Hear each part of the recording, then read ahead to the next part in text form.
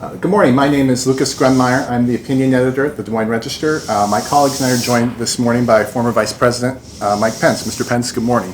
Thank you, Lucas. Good morning. Mr. Pence was a congressman and governor of Indiana before he was vice president from 2017 to 2021. We're grateful to have him here. With me today are Carol Hunter, executive editor of the Register, Rox Laird, an editorial board member, Michelle Chase, an opinion columnist, Katie Aiken, political reporter, Stephen Gruber-Miller, political reporter, Brian Feinstein, the chief political reporter, and photojournalist Lee Smith is behind the camera. Right. And we'll just dive in to hear your thoughts on some things, and maybe just start with something that's being talked about in Washington right now. Right. If it came down to there were literally two choices, a clean debt limit increase or a full-on default, which is worse to you? Well, first, Lucas, let me just say thank you to the Des Moines Register for having us in today. It's great to be back in Iowa. I tell people as a Hoosier, there's maybe no other state in America where I feel more at home than in Iowa. There's so many similarities between our two great states, and it's an honor to be with all of you today. As I've traveled around the country over the last 2 years, since moving home to Indiana, I've got a genuine sense from people that they're grateful for the leadership that we provided, the policies that we advanced in our administration, but I think the majority of Americans recognize our country's in a lot of trouble. When this administration came in with a Democrat majority in the Congress, the first thing they did was spend $1.9 trillion on a party line vote for COVID in completely unnecessary spending. I led the COVID task force. I knew what the needs were. The effect of that was to launch the worst inflation in 40 years. Combine that with the war on energy that the administration launched, shutting down the Keystone and Dakota pipelines and offlining vast areas of federal lands for energy development, closing down the Alaska Natural Wildlife Region. Gasoline prices going up, cost of living going up, inflation going up. American families have been facing real hardship, and I've been hearing it everywhere I've gone. But what's changed in response to your question about what's happening in Washington today, I think, is that the American people, in ways that throughout my career in the Congress, when I was governor of Indiana, when I was vice president, I think people now more than any time in my lifetime are connecting runaway spending and debt in Washington, D.C. With their own family budgets. I mean, I have to tell you, talking to folks, one of the advantages of no longer being vice president is you get to drive your own car. One of the disadvantages is you get to pay for your own gas. But I'm chatting with people at the grocery store and at gas stations, and I hear from people about what they're really dealing with, and the rising cost of groceries, the rising cost of gasoline, goods of every kind is really affecting the American people. And I think they see a national debt the size of our nation's economy, and they're putting two and two together. And so beginning to restore fiscal responsibility in Washington, D.C., I believe is an idea that the American people are going to demand in new and in renewed ways. And I think this moment of raising the debt ceiling, which, look, first, the Constitution of the United States requires that we maintain the full faith and credit of the United States. We're going to pay our nation's bills. But I fully support Speaker Kevin McCarthy's efforts to use this moment to get a down payment on fiscal discipline, to send a message to the country that a new Republican majority in Congress is going to begin to steer our nation back to a balanced federal budget. Now, as I said, I think this is a down payment. It's a beginning. And the fact that Speaker McCarthy was able to, on a narrow majority, to pass it out of the House is a great credit to him and a great credit to House Republicans. And I think President Joe Biden simply needs to step up now and do his job as president, maintain the full faith and credit of the United States. He has a Democrat majority in the Senate. He has a Republican majority in the House, and they need to look for a way to make a deal and But look, default is not an option. Failure is not an option when it comes to paying the nation's bills. I think the American people, the majority of the American people recognize the obligation we have. Republicans have met that obligation by passing a bill. I think the expectation now is that President Joe Biden do his job and meet the Republicans halfway. But the support for that, Lucas, I think really does come from what I sense is a new appreciation for the relationship between runaway federal spending and my own family budget. I think that also opens the door to a larger question that shouldn't be a part of the debt ceiling debate. But I think the time has come for us to have an honest conversation with the American people about the debt crisis that this and future generations are facing, driven largely by entitlements. And I think the time has come for us to be straight with the American people about the sheer size of that debt crisis, how it will multiply in the next 2 decades, and what we can do now to actually stave that off. But it'll take courage, it'll take common sense and compassion. But I'm not someone that believes that we can simply walk by and watch entitlements continue to put the massive burden they're placing on our children and grandchildren without offering common sense solutions. So can you be more specific about what common sense solutions would be in your mind? Well, you know, in 2005, I was a member of Congress when President Bush tried to bring about Social Security reform, introducing personal savings accounts. It's still an idea whose time has come. The idea of letting younger Americans put a portion of their Social Security withholding into a private savings, of course. Yeah. So did FDR. And you would support it now? Yes. So did Franklin Delano Roosevelt. When he unveiled Social Security, he said this will begin, check the speech out. It's fascinating. Franklin Roosevelt, when he signed Social Security into law, said this will begin as a public program, and then it will eventually be a public and private program, but eventually it will give way to an annuity. But they didn't expect people to live to be 100 years old in 1935. Well, it was designed for an America that happily doesn't exist anymore. I mean, the quality of life in this country, the health of Americans expressed in longevity. My mom is 90 years young, living on her own, driving her own car. She married to my stepfather, who's also the same age. And that's a blessing in this country. But it does mean that we've got to come to terms with the fact that while the national debt is $32 trillion today, in the next 25 years that'll be $150 trillion, largely driven by entitlements. Unless we introduce some common sense reforms, personal savings accounts is a part of it. But I also look at what Ronald Reagan and Tip O'Neill did, where literally they extended the life of Social Security by 30 years by simply, gradually increasing the age of retirement and phasing it in over time. We don't have to make any changes to these programs for anybody over the age of 40.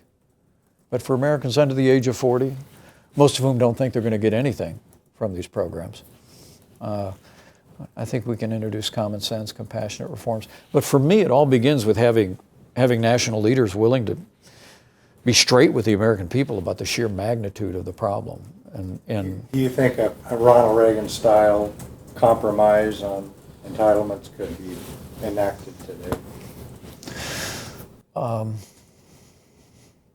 Not today, but maybe in a year and a half. I do. My 12 years in Congress, 4 years as a governor and 4 years as vice president, I've seen civility erode in Washington, D.C. But I think with right leadership that reestablishes a threshold of civility and respect in our nation's capital, we can create the conditions where we can move forward with real reforms. But everything, the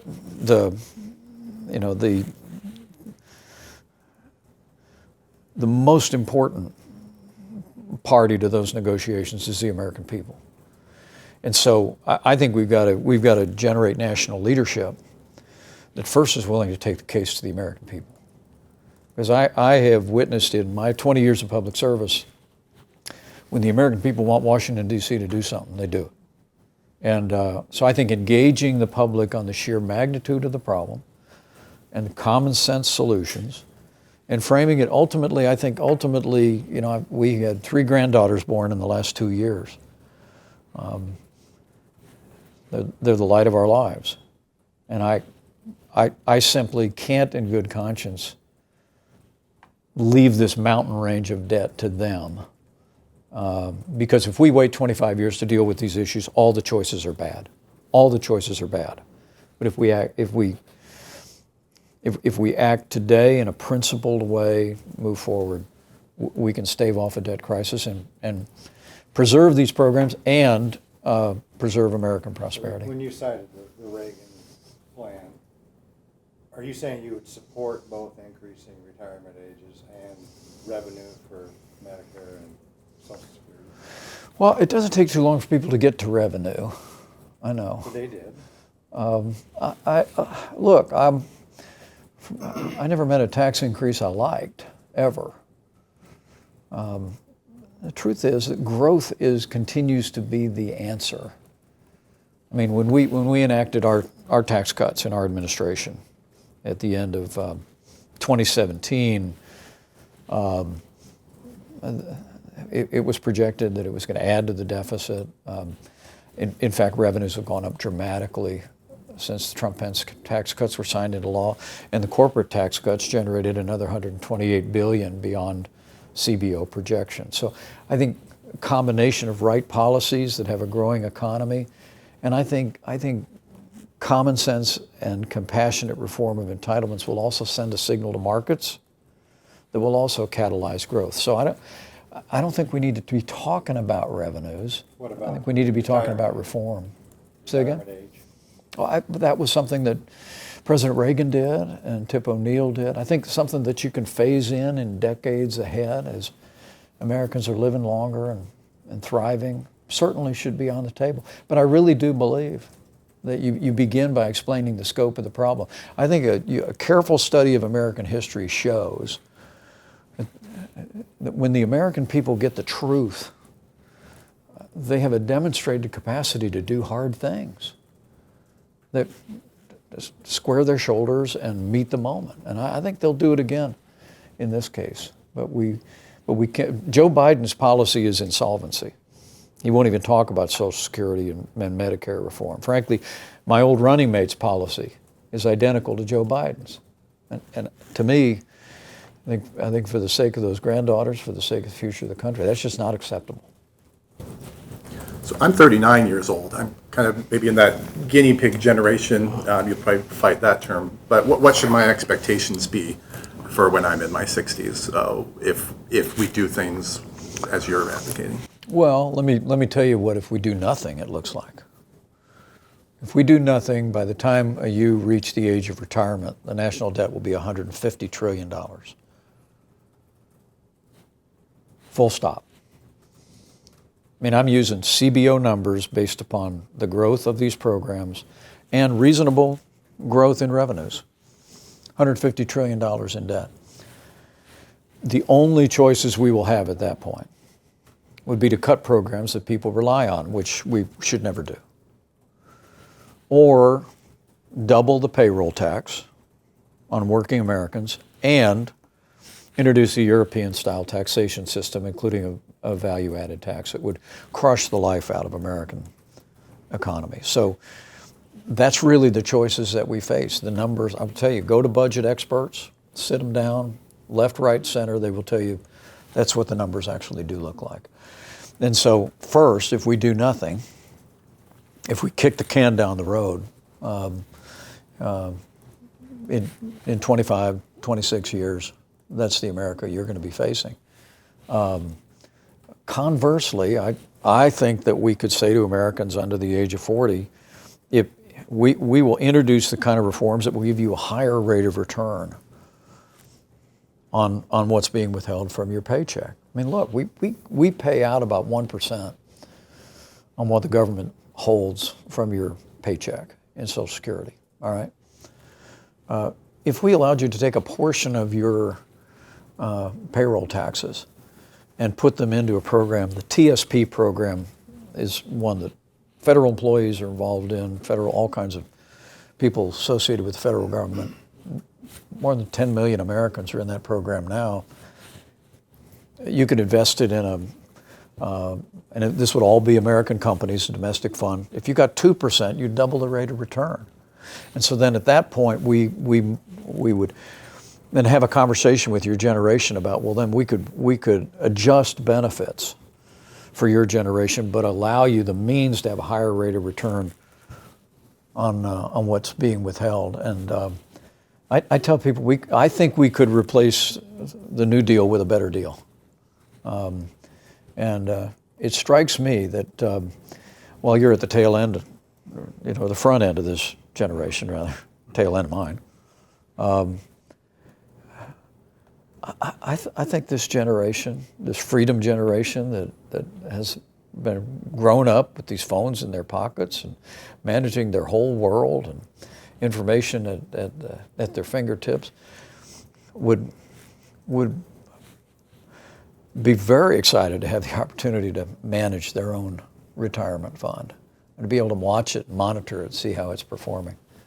So I think these are all very exciting ideas. Is that change the right move in a vacuum, or is it the right move in light of these solvency questions?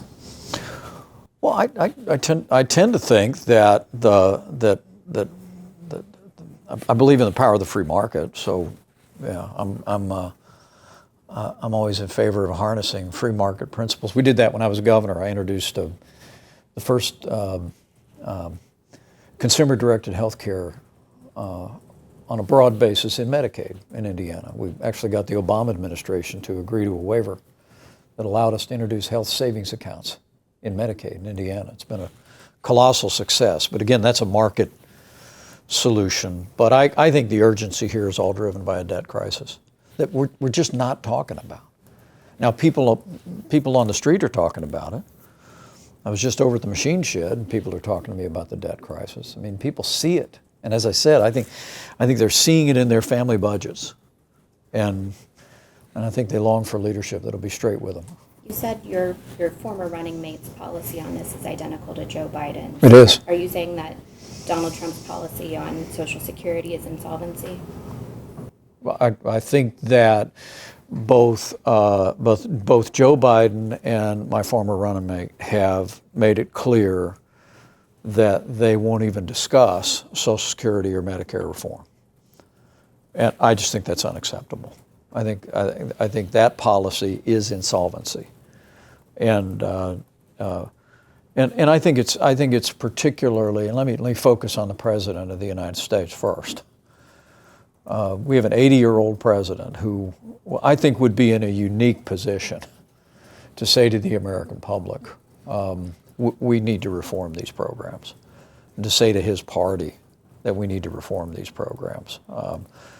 But the fact that he has literally walked away from that responsibility, I think is I think Joe Biden is absent without leadership on this. But I do disagree with my former running mate leaving this completely off the table. I think our administration could have done a better job controlling domestic spending. I support what we spent on military. We were playing catch up after 8 years of budget cuts under the Obama administration.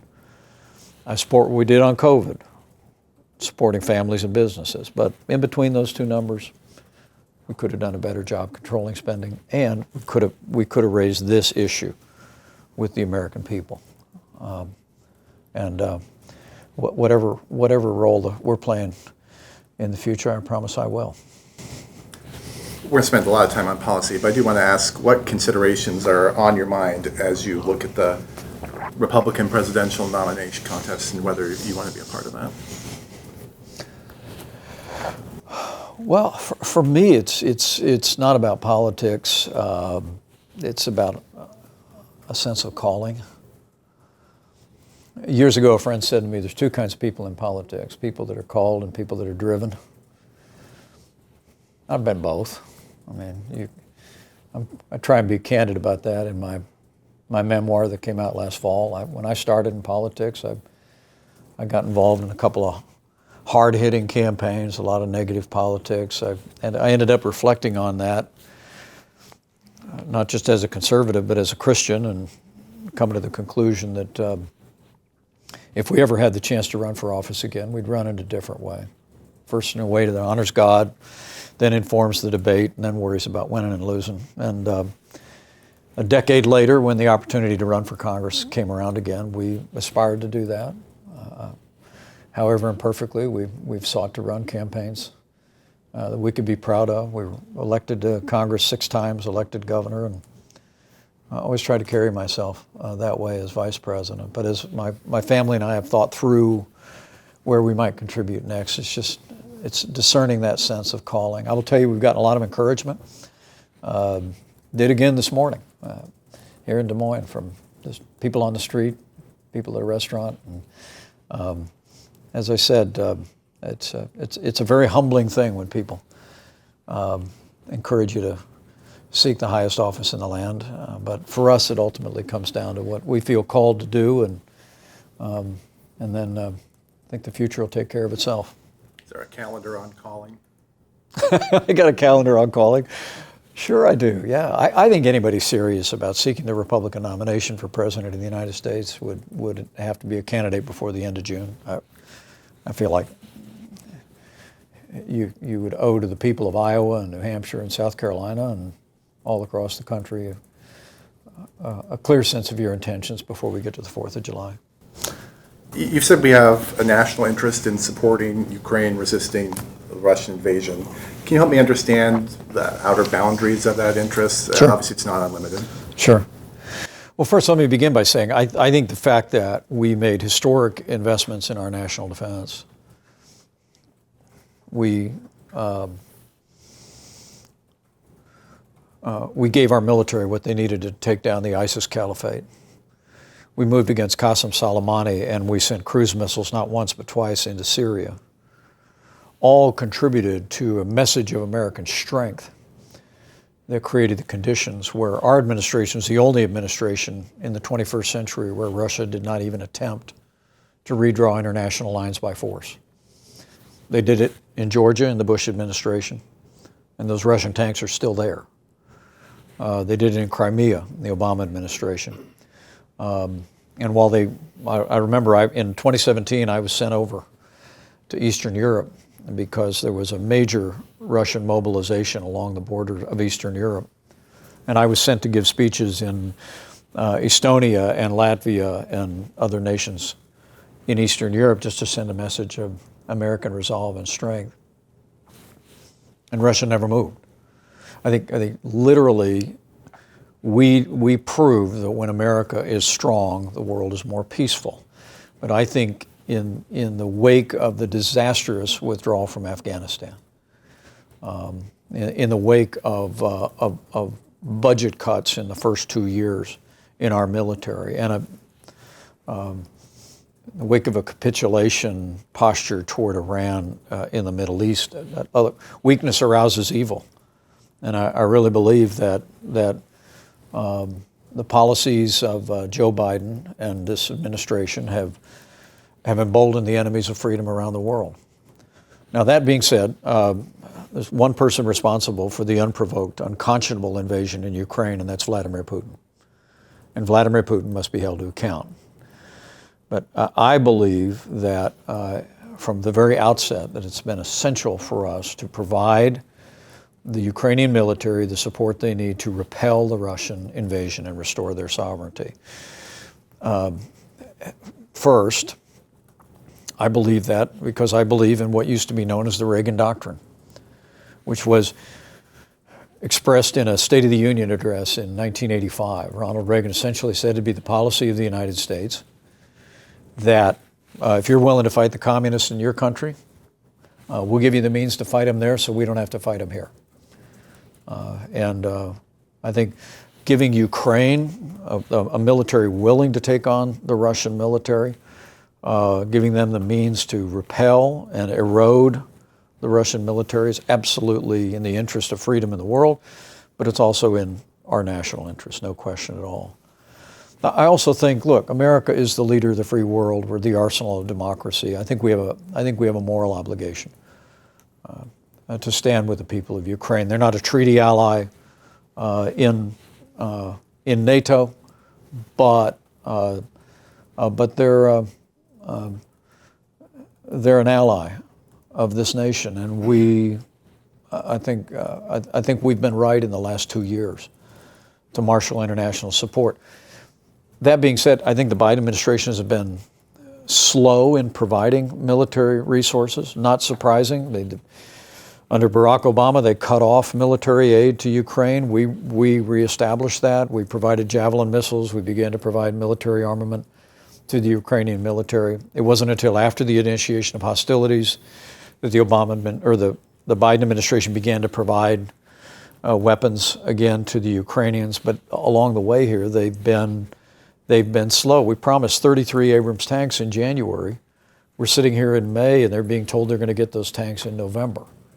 The president of the G7 just announced that he's open to F-16. For heaven's sake, should have gotten them the planes months ago.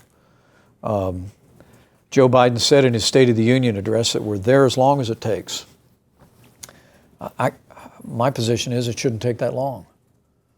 I mean, the Ukrainian military has demonstrated their toughness.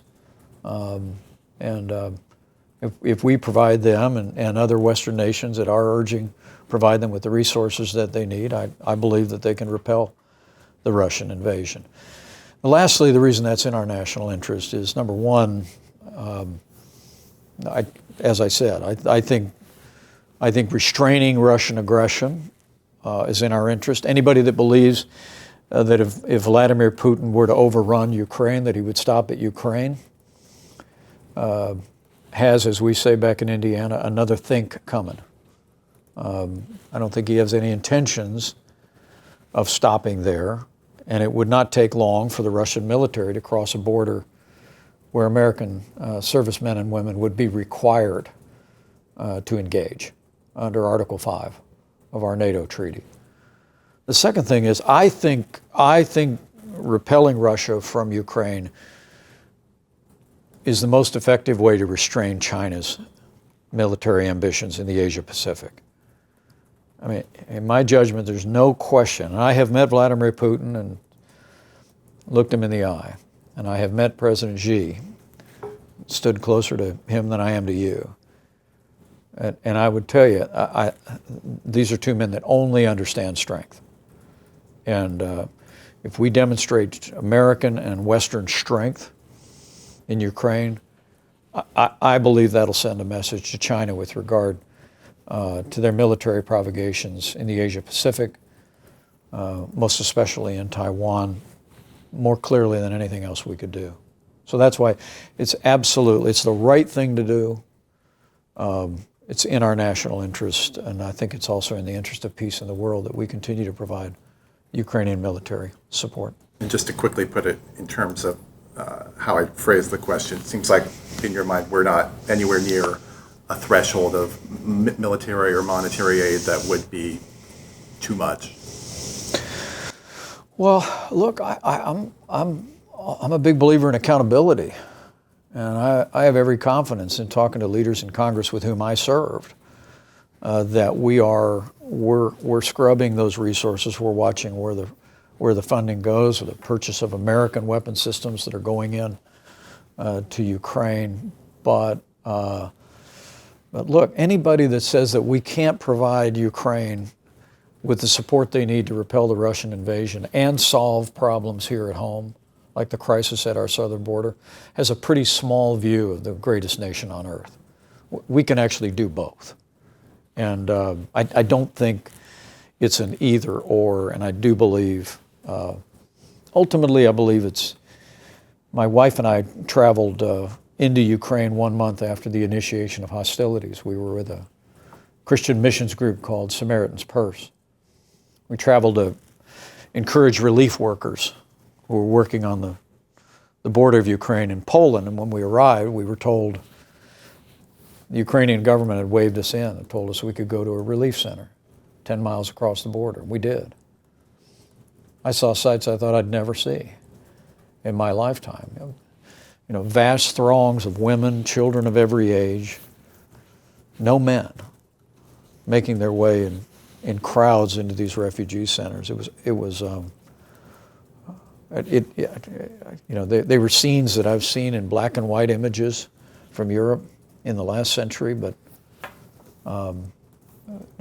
it only served to steel my resolve that we need to stand against any nation that would seek to redraw international lines by force, stand with people that are defending their own freedom, and I think that's in America's interest today and will be tomorrow. You talked about your role in the administration on the COVID battle. So the Chief Justice Gorsuch the other day was quoted as saying that the intrusion on civil liberties during the COVID crisis was the greatest peacetime incursion on civil liberties ever. Do you agree with that? Well, look, I'm a student of American history. So I'd leave that debate to other historians, whether it's the worst.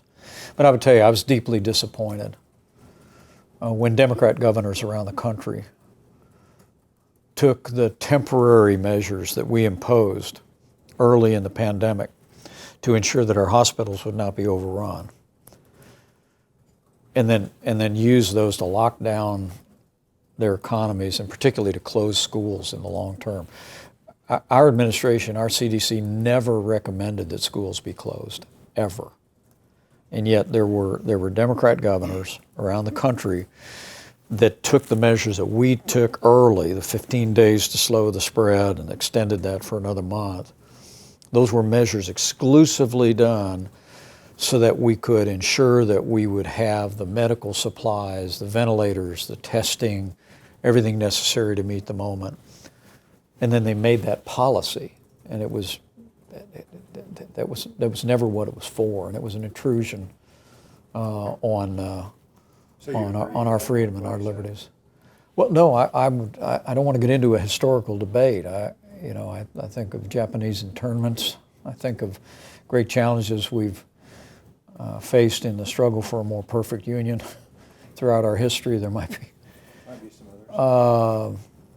But I think it was a great intrusion on liberty and deeply regrettable. But it was one of the reasons why we worked so urgently to reopen the country in early April. I literally traveled to some states. I traveled to Georgia. I traveled to Florida to come alongside governors as they began to open up their restaurants and endured a great deal of criticism, frankly, from many arms of the press and many liberal politicians about opening up the country. But we opened up in a responsible way. We brought the country back. And I'll always be proud of what the American people accomplished during the year of the COVID pandemic that we led the effort. I think the way that American businesses, American families, American churches and synagogues and institutions stood up and came alongside one another, I think is deeply inspiring. Healthcare workers in this country. I know of no incident where a healthcare worker refused to go to work in those early days of the pandemic. Even though we really didn't know what we were dealing with, how contagious it was, how dangerous it was. Doctors, nurses, orderlies, staffers all just kept going in. Same thing with first responders. It was. I wrote about it in my book, a chapter entitled "Only in America," because from my vantage point, it was a deeply inspiring time to see the way the country responded. But I was very disappointed to see a number of liberal Democrat governors around the country take those policies and shut down schools and shut down economies. This never should have happened. Florida Governor Ron DeSantis is announcing his candidacy today. He's been critical of your administration for those early days of the pandemic, saying it was too aggressive in shutting things down. What's your response to that criticism? Well, I'll be happy to have that debate with him or any governor. Look, when I was tasked to lead the White House Coronavirus Task Force at the end of February, we had shut down all travel from China. We were still doing testing in CDC labs on a very limited basis around the country, and there hadn't been a single American fatality yet. And in just a matter of weeks, we saw the sheer magnitude of this developing. And I must tell you, in those early briefings, I was told that there were literally people dying in Italy where COVID-19 had broken out outside of China the worst. And people were literally dying on gurneys in hallways because they didn't have bed space, they didn't have equipment, they didn't have a way to treat them or the capacity to treat them. And so when we accepted the recommendation of the doctors on the task force to take a pause in the economy, I thought it was the right thing to do. But again, I'm somebody that believes in federalism. I was a governor. We engaged all the governors from literally the first few days. I was the head of the task force. We equipped governors with what they needed where there were outbreaks. And but I'll be the first to say that seeing many liberal Democrat governors around the country then take temporary measures and make them permanent, that was their decision. That wasn't our recommendation. It usually surprises people when I tell them we never recommended that schools be closed, ever. In fact, when we saw Democrat governors around the country closing schools, and we saw the National Teachers Union advocating that schools be closed and not following the science, we called a press conference in early August in 2020 at the Federal Department of Education, and we lined up all our experts, all our key people, did a live press conference. And but nevertheless, the sway of the teachers' unions and these Democrat governors enacted policies that I understood why we took measures early, but I didn't understand. But I think we have a lot to learn from that pandemic. I mean, it's the worst one in 100 years. Likely it won't be our last. I think we ought to ask hard questions, and we ought to be humble enough to learn from our mistakes. But as I said, I'd be happy to have a debate over how we opened up America and who opened it up first. Speaking of Governor DeSantis, any thoughts on his expected candidacy today? No, it's a free country.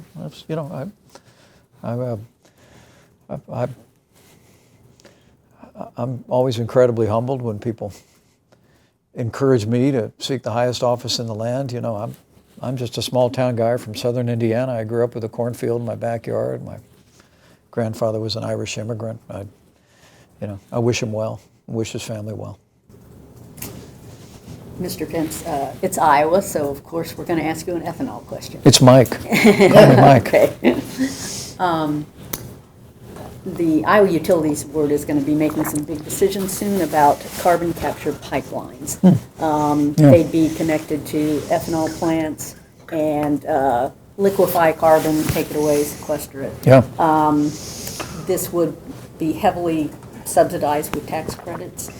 Do you support carbon capture pipelines? And then what about the tax credits that would so heavily subsidize them? Well, first off, I've supported ethanol from early in my career in the Congress, and we grow a lot of corn in Indiana.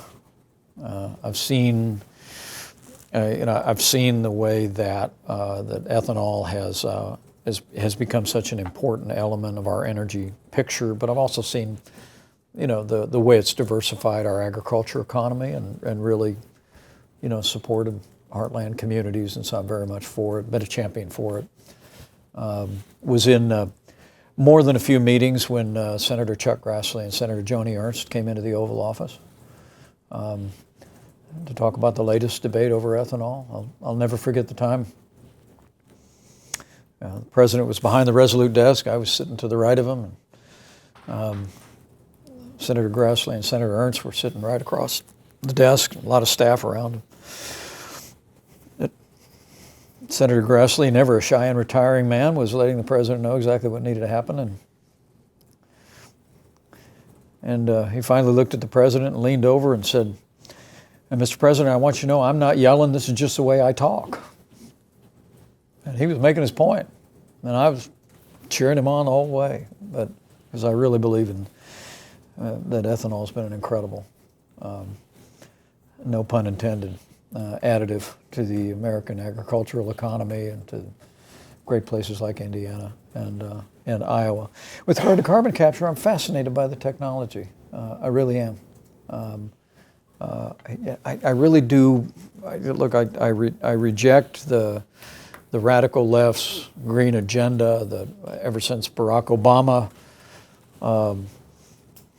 outlined his cap and trade plan, it's been very clear to me that the left's agenda on the environment is to raise the cost of traditional sources of energy to the point where we force America into so-called green sources of energy. And I'm an all of the above person.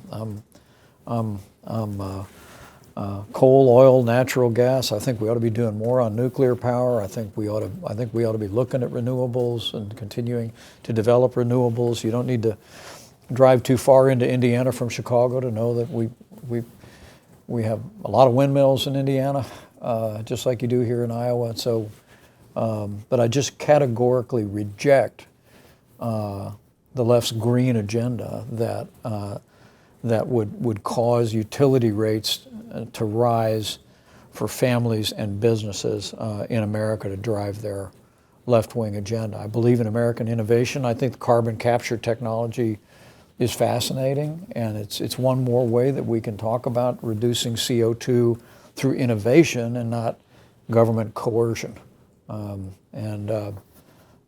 So I'm very interested in it and want to learn more about it. As a general philosophy, do you think it's important to reduce emissions or not? Well, no, I think, look, I'm all for reducing emissions, but I want the marketplace to do that. Look, you want to reduce emissions, how about zero emissions from nuclear power plants?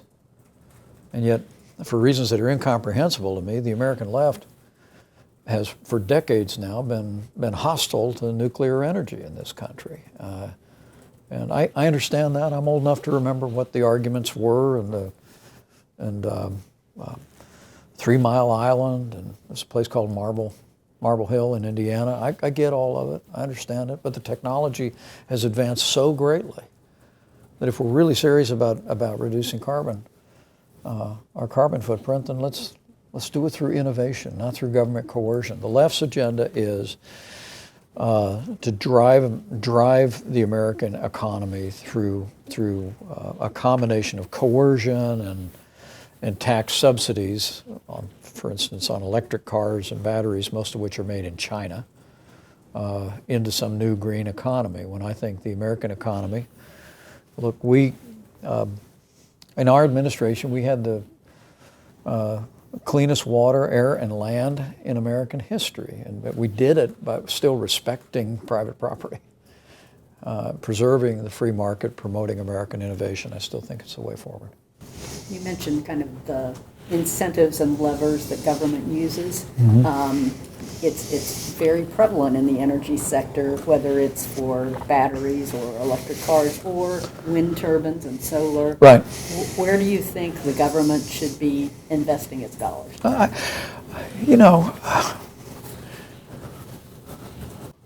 grew up in the country, so I always remember that little tin cup that hangs on a pump at a farm, right? You got to prime the pump to get the water to come up. We ought to look at tax credits and incentives on any new technology, energy or otherwise, as maybe let's prime the pump. But then if it's got to come up. It's got to come up on its own ultimately. And the problem is, it's like Ronald Reagan said, the only thing on earth close to eternal life is a government program. And some of these programs go on and on. I would tell you, with regard to the massive, billions of dollars in green energy spending by the Biden administration, people need to know that we're literally borrowing from future generations to subsidize battery manufacturing in China, because China dominates in the electric car battery industry. And So we just ought to be straight with the public about what's involved. But my philosophy is always that prime the pump. It ought to prime the pump, but then we ought to phase into a place where those technologies either are self-sustaining in the free market or they're not. We're coming close to the end of our time. Sure, absolutely. You can go first, but No, just go ahead. in. Go ahead, since we're- Just changing the subject just a little bit. You had stated, you described systemic racism as like a left-wing myth, and I'm curious to know why you feel it's a myth, and if it is a myth, how do you kind of describe like redlining and the disparities in wealth and accumulation and loans, and I mean all these things that are attached to that, and how can we address them? Well, first and foremost, the heroes of my youth were John F. Kennedy and the Reverend Dr. Martin Luther King Jr. And I celebrate the incredible progress we've made toward a more perfect union, including in my lifetime. When I was a member of Congress in 2010, he and I didn't agree on much except the fact that he was a great man, and he thought I was a good man. And we shared a strong Christian faith. But John Lewis approached me that year and asked if I would co-lead the annual pilgrimage to Selma, Alabama, to mark the anniversary of Bloody Sunday. And I looked at him on the House floor and I said, John, I'll do it on one condition, and that is Karen and I want to bring our kids, because I want them to walk across the Edmund Pettus Bridge with John Lewis. I want them to understand this history. So many pivotal moments of which, in fact, literally happened in my lifetime. And we did.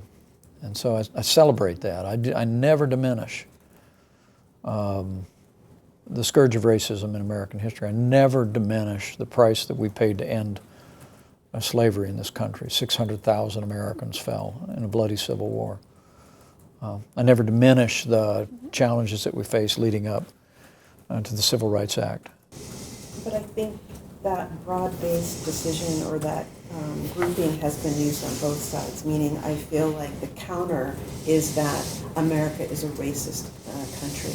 That's not what is being said. It's being said that there are things that happened in the past that we've gotten better, because I wouldn't be sitting here if things hadn't gotten better. But there are still these kind of remnants of these things that are still in effect today. You know, there are still neighborhoods that were predominantly, black due to redlining, there's still that, or neighborhoods that had sundown laws, they still are, unfair lending practices. So I'm saying there are still some of these remnants. It's not to say we haven't progressed, of course we have, but to say that it doesn't exist is, to me, doing the same thing that the left is being accused of and saying that it does. So I'm just saying that I do feel like it exists, and things need to be addressed. That's all I'm really asking, is how do we do that? Well, I respect your view of that. I respectfully differ. I think we ought to be talking about everything that unites us. We ought to be celebrating the progress that we've made as a country. We ought to confront the challenges when they arise. But like I said, it was important for me for our children to understand the progress that's been made just in our lifetime, and that ultimately, I'm very proud of the fact that under our administration's policies, we achieved the lowest unemployment for African Americans in American history, the lowest unemployment for Hispanic Americans in American history. We literally advanced the interest of minorities in this country in ways that were improving lives, and I think that's where we ought to be focusing on ending the scourge of crime that's besetting many of our major cities and affecting a lot of minority families, not exclusively, but a lot of minority families in this country. We ought to continue, as Iowa's done, to expand educational choice to every family, regardless of their income or area code. I think we ought to be reforming welfare. We started with the debt ceiling debate. I think one of the ideas of saying able-bodied adults without dependents don't need to be taking borrowed money from the federal government. They ought to be working or going to school 20 hours a week. Work requirements are an idea I've supported for many years, but helping people off welfare to work. We moved 10 million people from welfare to work before that pandemic struck. And I think focusing on policies that are really lifting the opportunities of all Americans, regardless of race or creed or colors, it's the right approach. I do see that we're out of time. I want to thank you once more for coming downtown, Sure. Mr. Pence. Thank our viewers for watching and urge you to keep track of Iowa caucuses and other political news at DesMoinesRegister.com. Thank you. Thank you all.